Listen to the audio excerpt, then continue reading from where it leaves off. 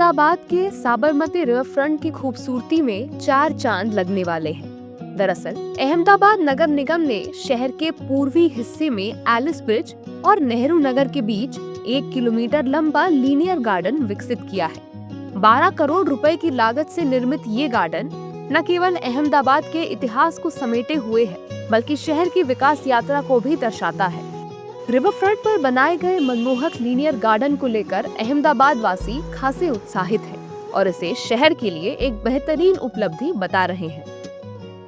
આપણું વૈશ્વિક હેરિટેજ સિટીમાં દરજ્જામાં સ્થાન પામેલું આપણું શહેર છે અને એનો ઐતિહાસિક વારસો ઉજાગર થાય અને લોકો સુધી એ વાત પહોંચે એવા સારા આશયથી અમદાવાદ મ્યુનિસિપલ કોર્પોરેશને આ ગાર્ડન ડેવલપ કર્યું છે। આ ગાર્ડનની અંદર તમે જોઈ શકો છો, પાછળ માતાજીની એટલી સુંદર કલાકૃતિ મૂકેલી છે। તમને અમદાવાદનો આખો ઇતિહાસની શહેરની ઝાંખી તમને આ બગીચામાં જોવા મળશે, બરાબર છે।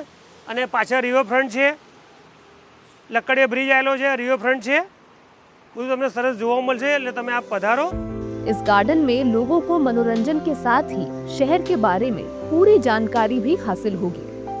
અમદાવાદ ઈસ્ટ સાઇડની અંદર પીપીપી મોડેલ પર લિનિયર ગાર્ડન તૈયાર કરવામાં આવ્યું છે, જેની લંબાઈ લગભગ 1.25 કિલોમીટર છે। એમાં અલગ અલગ પ્રકારના આપણા પ્રાચીન આપણે વાત કરીએ કે હેરિટેજ વસ્તુઓ અંદર પ્રતિકૃતિ રૂપે મૂકવામાં આવશે, જેમાં આપણા ચલણી સિક્કા છે। તદુપરાંત ત્યાં આગળ સિનિયર સિટીઝનો, લેન્ડસ્કેપિંગ, બેન્ચીસ, આવી બધી અલગ અલગ વસ્તુઓ ત્યાં આગળ ડેકોરેટિવ કરવામાં આવી છે।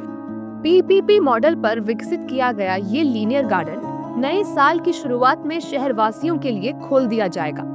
इस गार्डन में वरिष्ठ नागरिकों के बैठने से लेकर बच्चों के खेलने तक के पूरे इंतजाम किए गए हैं। निश्चित रूप से linear garden river front visit करने वालों के अनुभव में वृद्धि करेगा और उन्हें शहर के गौरवशाली अतीत व समृद्ध संस्कृति की झांकी दिखाएगा।